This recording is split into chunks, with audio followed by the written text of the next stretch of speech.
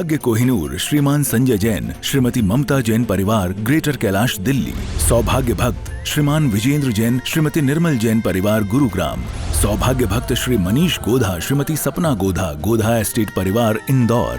सौभाग्य भक्त श्रीमती कुंती देवी जैन, श्री राजीव जैन, श्रीमती मीनाक्षी जैन, कावेरी जैन, उदय Jain, civil lines परिवार, दिल्ली। सौभाग्य भक्त Shri Amit Jain, CA, Shrimati Anshul Jain, Anshika Jain, Anuttar Jain, green park परिवार, दिल्ली। सौभाग्य भक्त श्री राजीव जैन, श्रीमती साक्षी जैन, श्री आयुष, श्रीमती दिशा अगड़िया, श्री नमन जैन, श्रीमती ईशा जैन परिवार, गुड़गांव। सौभाग्य भक्त श्री आलोक जैन, श्रीमती पायल जैन, कनिष्का जैन, शौर्य जैन परिवार, भजनपुरा, दिल्ली।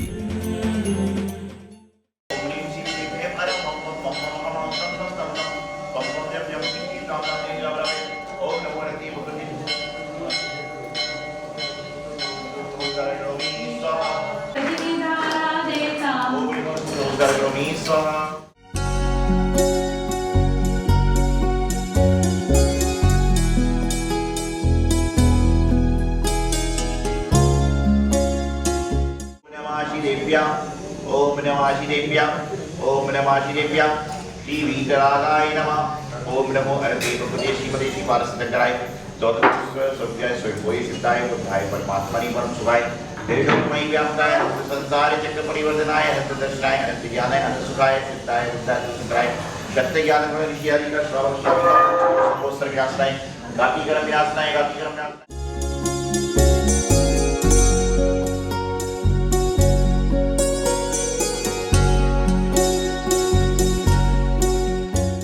अरते भगवते श्रीमते श्री पारसिद्धंकराय द्वादश शुक्लाय सर्वज्ञाय स्वयंभूय सिद्धाय बुद्धाय परमात्मने परम सुखाय त्रिलोकमयी व्याप्ताय अनंत संसार चक्र परिवर्तनाय अनंत दर्शनाय अनंत ज्ञानाय अनंत सुखाय सिद्धाय बुद्धाय त्रिलोक शंकराय सत्य ज्ञानाय सर्वनिषि आरिका श्रावक श्राविका प्रमुख चतुर्संगोत्सव विनाशनाय घाति कर्म विनाशनाय अघाति कर्म विनाशनाय अव्ययस्माकं मृत्युम अधिगामम अधिगामम वलिगामम क्रोधम अग्निम सर्वशत्रुभयम सर्वशर्गम सर्वविघ्नम सर्वभयम सर्वराजभयम सर्वचोरभयम सर्वदुष्टभयम सर्वमृगभयम सर्वादचक्रभयम सर्वपरमंत्रम।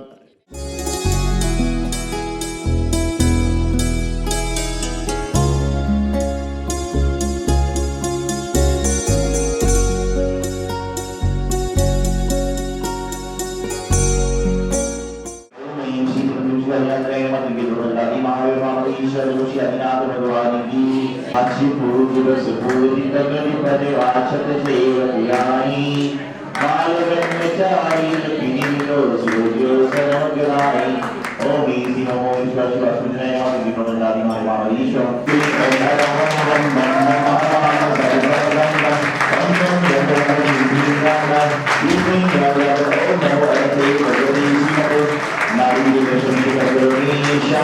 ओम इति नमो संगुष्वाय शिव सुखाय नमः विनोदादि माय ईश्वर।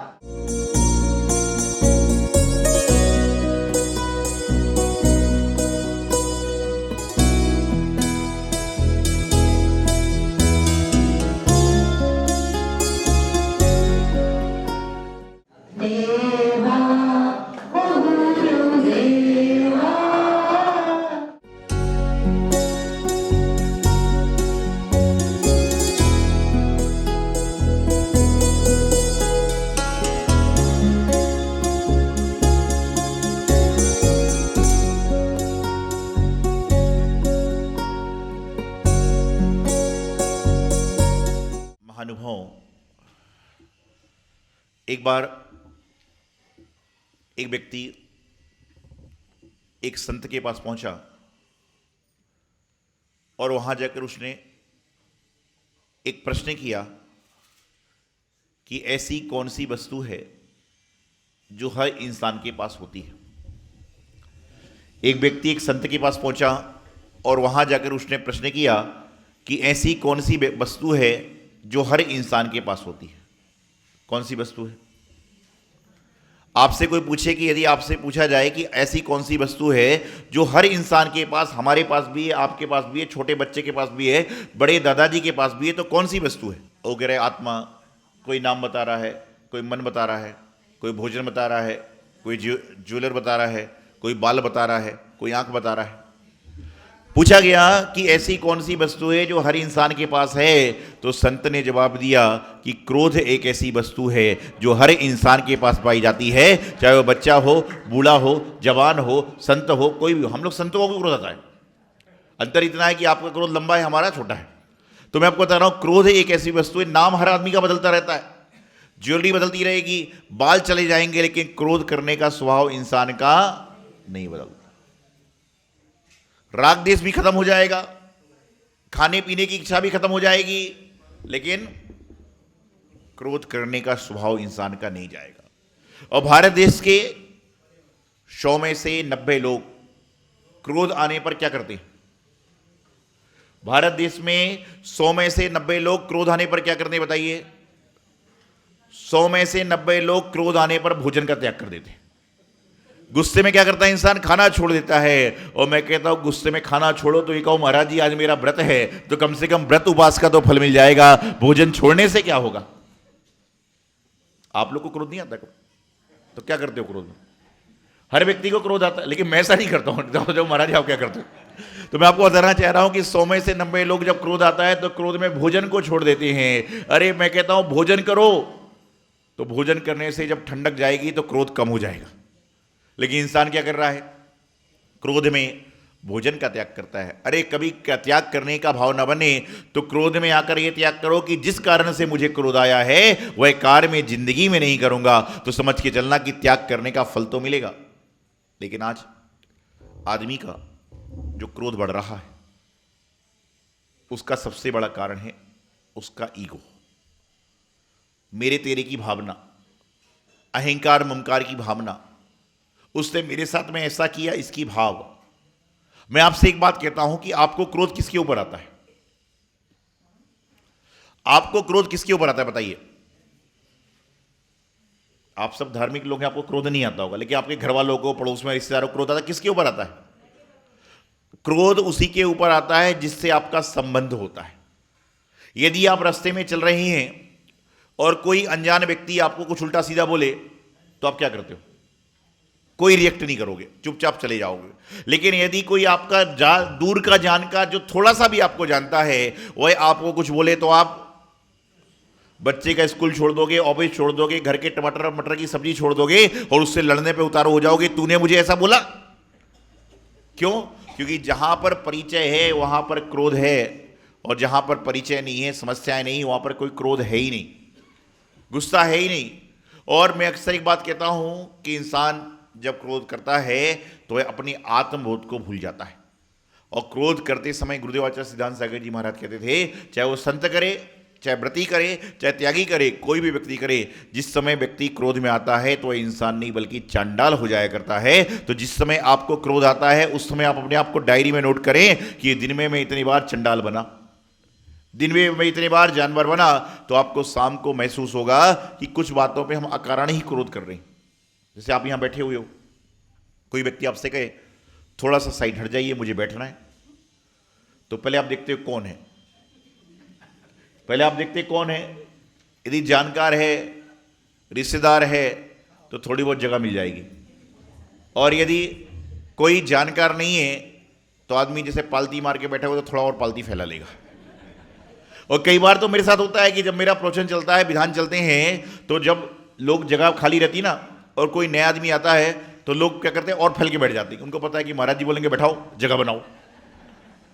आप ध्यान रखना, यदि आप यहां पर लोगों को बैठने की जगह बना रहे हो, लोगों को खड़े होने की जगह बना रहे हो, तो निश्चित रूप से स्वर्ग में भी आपके बैठने की, खड़े होने की जगह बन जाएगी, और नहीं तो बनने वाली नहीं है। जब तुम यहां लोगों की बैठने की जगह नहीं बनाओगे, खड़े होने की जगह नहीं बनाओगे, तो स्वर्ग में तुम्हारी जगह कौन बनाएगा?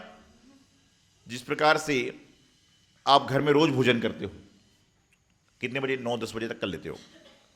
लेकिन जब आपके घर में संत का आहार होता है, चाहे कल 1:30 बज गई थी, 11 बज गई थी, उनके बाद उनको भोजन कराते हो, तो आप क्या बोलते हो? आज भोजन का बड़ा आनंद आया। क्यों आया? क्योंकि आज हमने संतों को भोजन कराया, आहार कराया और उसके बाद में भोजन किया। तो कहते हैं जब भोजन करा के भोजन करते हैं तो भोजन करने का आनंद अलग आता है, और किसी को जगह देकर बैठने के बाद हम बैठने का प्रयास करते हैं तो बैठने का भी आनंद अलग आएगा। तो क्रोध कैसे आ जाता है कि देखा पीछे कौन है, कोई जानकार है जिससे बोलचाल बंद है, और उससे जगह मांगी तो जगह दोगे नहीं, और अरे तो टाइम से नहीं आता है, टाइम से नहीं आती है, और आकर मुझसे जगह मांगती है। एक बार एक महिला पूजा कर रही थी जोड़े से। जोड़ा समझते हो है? जोड़ा पति पत्नी का जोड़ा भी होता है, भाई बहन का भी जोड़ा होता है, लेकिन जब महिला की जोड़े की बात आई तो पति पत्नी का जोड़ा, तो जोड़े से सास बहू का जोड़ा भी होता है। एक बार एक व्यक्ति आया, बोले महाराज जी आशीर्वाद दीजिए, मेरे बच्चे की शादी हो रही है। मैंने कहा आशीर्वाद। थोड़ी देर बाद एक महिला आई, बोले महाराज जी आप मेरे बच्चे की कुंडली देख लेंगे। मैंने कहा जी मैं तो उसके एबीसीडी भी नहीं जानता हूं, लेकिन मैंने पूछा कुंडली दिखाना क्यों चाह रहे हो? बोले कुंडली दिखाना क्यों चाह रहे हो? तो उसने जवाब दिया कि मैं कुंडली दिखाना इसलिए चाहती हूं, मैं कुंडली दिखाना इसलिए चाहती हूं कि मेरे जो बेटे बहू हैं उनका वैवाहिक जीवन कैसे रहेगा। मैंने कोई जवाब नहीं दिया। तो साथ के साधु लोग बोले, साथ के लोग बोले कि बोले महाराज जी आप कोई जवाब क्यों नहीं दे रहे हो? मैंने कहा भाई मेरा मानना तो ये है कि वर्तमान के समय में पति पत्नी की कुंडली मिलाने की आवश्यकता नहीं। कुंडली मिले ना मिले, उनको जीवन भर साथ रहना ही है, कोई दूसरा कारण ना बन जाए। तो बोले कुंडली किसकी मिलाएं? तो मैंने कहा आज वर्तमान के समय में सास बहू की कुंडली मिलाना आवश्यक है, क्योंकि सास बहू की कुंडली मिल जाएगी तो घर स्वर्ग हो जाएगा, और पति पत्नी की कुंडली मिलेगी लेकिन सास बहू की कुंडली नहीं मिलेगी तो घर में सारी सास बहू मुझे घूर घूर के दिख रही हैं। तो मैं आपको बताना चाह रहा था कि वह व्यक्ति आया और आने के बाद अपनी बात करने लगा, भाई ऐसा है वैसा यूं है त्यों है, तमाम बातें कर रही थी। एक महिला पूजा कर रही थी, और पूजा करते करते जब पूजा व्यक्ति करता है और उस समय कोई सामने खड़ा हो जाए तो क्या होता है? बुरा लगता है कि नहीं लगता है? तो उसी प्रकार से जब आप पूजा करते समय किसी को खड़ा देखकर बुरा पाते हो, तो जब आप भगवान की वेदी के सामने खड़े होते हो तो उस समय आपको पीछे ध्यान रखना चाहिए कि जैसा मुझे बुरा लगता है वैसा किसी और को भी तो बुरा लग सकता है, लेकिन हम लोग ये बात ध्यान रखते ही नहीं। तो मैं आपको बताना चाह रहा था कि संसार में क्या है, यदि संसार में सबसे ज्यादा चीज किसी व्यक्ति के अंदर पाई जाती है तो क्या है वह? बोलिए ना। अरे आप लोग के अंदर नहीं है, वो मालूम चलेगा कमरे के बाहर, लेकिन अभी हम क्या है, कहते हैं कि संसार में यदि सबसे ज्यादा वस्तु किसी इंसान के पास पाई जाती है, चाहे वह संत हो, चाहे त्यागी हो, चाहे व्रती हो। संत लोग वस्त्र छोड़ देते हैं, ग्रस्त लोग अपने त्याग व्रत को धारण कर लेते हैं, रुपए पैसा को छोड़ देते हैं, सबको छोड़ देते हैं, बोली लेकर भगवान का अभिषेक करने आ रहे हैं। द्रव्य को छोड़ दिया लेकिन क्रोध को नहीं छोड़ पा रहे, और क्रोध ही विनाश का कारण होता है।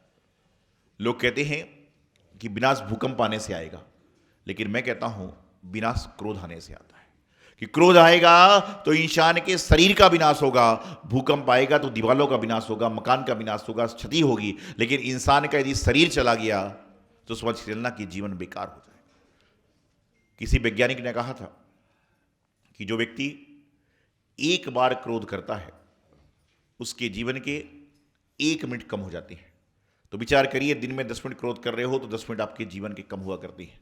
तो इसलिए क्रोध को त्याग करिए। आप खाने का त्याग कर सकते हो, आप अन्य वस्तु का त्याग कर सकते हो, लेकिन कहते हैं जब तक भी इंसान क्रोध, मान, माया और लोभ इनका त्याग नहीं करेगा जब तक वह आगे बढ़ नहीं सकता।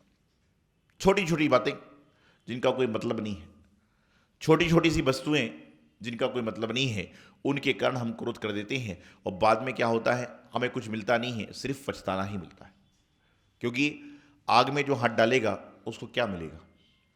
उसका हाथ ही जल जाएगा। जो पानी में हाथ डालेगा उसके हाथ में ठंडक तो आएगी। तो हमेशा ध्यान रखें, जब भी कभी क्रोध आए तो क्या करें? तो कहते हैं जब इंसान को क्रोध आए तो गुरुदेव आचार्य सिद्धांत सागर जी महाराज कहते थे कि सबसे पहले तो आप स्थान छोड़ दीजिए। क्या करो, जब क्रोध बढ़ रहा है, झगड़ा बढ़ रहा है, तो उस समय उस स्थान से ही चले जाओ। आदमी किससे बोलेगा? दीवार से तो बोलेगा नहीं। आपने मंदिर में देखा होगा, मंदिर में जो लोग पूजा करने आते हैं उनकी आवाज तेज कब होती है? मंदिर में जो लोग पूजा करने आते हैं तो आवाज कब तेज होती है? देखिए, एक व्यक्ति मंदिर जाता था तो सुबह 6 बजे उसकी आवाज होती थी रेडियो की माफिक, रेडियो था रेडियो। 7 बजे हो जाती थी सीडी प्लेयर की माफिक, और 8 बजे हो जाती थी डीजे प्लेयर की माफिक। वही आदमी था, लेकिन बोले 6 बजे कौन है? बोले मंदिर का माली है और भगवान है, तो अपनी एनर्जी बेस्ट क्यों करूं? तो रेडियो क्या बोला था, कहता था उदक चंदन बोल रहा था। 7 बजे जोर से बोलता था उदक चंदन तंदुल पुष्प गई, और 8 बजे जब महाराज जी का प्रवचन चालू हो गया तो इतनी जोर से बोल रहा है उदक चंदन तंदुल पुष्प गई कि माइक भी फेल है। क्या करता है इंसान? लोगों को दिक्कत आवाज से एंजॉय करती। और जब अकेला रहेगा तो क्या करेगा? तो क्रोध जब आए तो उस समय क्या करिए? उस समय सबसे पहले तो अपने स्थान को छोड़ दो।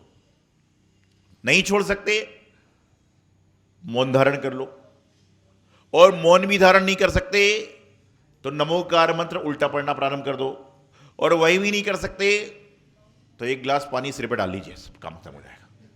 और ठंड में डाल लो तो और अच्छा है, ठंडी लगेगी तो क्रोध वैसे ही हो जाएगा। तो जीवन में अपने आप को क्रोध से बचाना है, जीवन में आपने जीवन में क्रोध को समाप्त करना है, तो अकारण कई बार ऐसी बातें होती हैं जिनसे अकारण क्रोध हो रहा है, जिसका कोई संबंध हमसे नहीं है। आप रास्ते में चल रहे हो, किसी व्यक्ति ने कहा भाई साहब यहां से चले जाइए, आप उससे झगड़ना प्रारंभ कर देते हो कि मैं तो यहीं से जाऊंगा, और आगे जाते हो तो पाते हो कि रास्ता खराब था, रास्ता खुदा हुआ था, इसलिए उस व्यक्ति ने कहा यहां से चले जाओ। बाद में पछतावा होता है। कई बार बात को समझिए, क्या बात चल रही है, क्या बात हो रही है, और क्या बात होगी, इसका परिणाम कैसा होगा। तो जीवन में हर वस्तु मिलना सुलभ है, लेकिन मिलना दुर्लभ है। तो शांत परिणाम। आप कहीं पर भी चले जाइए, कोई व्यक्ति शांतिपूर्वक बैठता है, उससे आपकी जान हो पहचान हो कुछ भी ना हो, लेकिन आप कहते देखिए कितना अच्छा व्यक्ति शांत रह रहा है। और जो व्यक्ति आपका पहचान वाला भी है, जान पहचान वाला भी नहीं। और मैं तो एक बात बताऊं, आज के ज़माने में आप तो ग्रस्त हैं, हम संत हैं। कोई व्रती होता है, जो व्यक्ति साधु, हमारे गुरुजी वो कहते थे एक बार, एक महाराज आहार में ज़्यादा करते थे, महाराज बोले भाई तुमको आहार देने कोई नहीं आएगा। और ये होता था। आप भी क्या सोचते हो कि जो महाराज माता जी प्रेम से आहार ले लें, सोचते हो कि नहीं सोचते हो? अब सोचते हो भी तो मेरे सामने बोल नहीं सकते हो। क्या होता है, आप सभी सोचते हो कि जो साधु महाराज प्रेम से ले ले, हम तो उसके पास जाएंगे। क्यों? हर आदमी प्रेम चाहता है। घर में गुस्सा है, मंदिर में गुस्सा है, तो यहां पर आके तो प्रेम चाहेगा, और जिसके पास जो होगा वही देगा। हमारे पास त्याग है, हम आपको त्याग देते हैं। आपके पास धन है, आप धन देने का प्रयास करते हो। जिसके पास जो होगा वही देगा। इसलिए हमेशा ध्यान रखें कि जीवन में क्रोध को अंगीकार ना करें, बल्कि क्षमा को अंगीकार करें। सौभाग्य कोहिनूर श्रीमान संजय जैन, श्रीमती ममता जैन परिवार, ग्रेटर कैलाश दिल्ली। सौभाग्य भक्त श्रीमान विजेंद्र जैन, श्रीमती निर्मल जैन परिवार, गुरुग्राम। सौभाग्य भक्त श्री मनीष गोधा, श्रीमती सपना गोधा, गोधा एस्टेट परिवार, इंदौर। सौभाग्य भक्त श्रीमती कुंती देवी जैन, श्री राजीव जैन, श्रीमती मीनाक्षी जैन, कावेरी जैन, उदय जैन, सिविल लाइंस परिवार, दिल्ली। सौभाग्य भक्त Shri Amit Jain, CA, Shrimati Anshul Jain, Anshika Jain, Anuttar Jain, green park परिवार, दिल्ली। सौभाग्य भक्त श्री राजीव जैन, श्रीमती साक्षी जैन, श्री आयुष, श्रीमती दिशा अगड़िया, श्री नमन जैन, श्रीमती ईशा जैन परिवार, गुड़गांव। सौभाग्य भक्त श्री आलोक जैन, श्रीमती पायल जैन, कनिष्का जैन, शौर्य जैन परिवार, भजनपुरा, दिल्ली।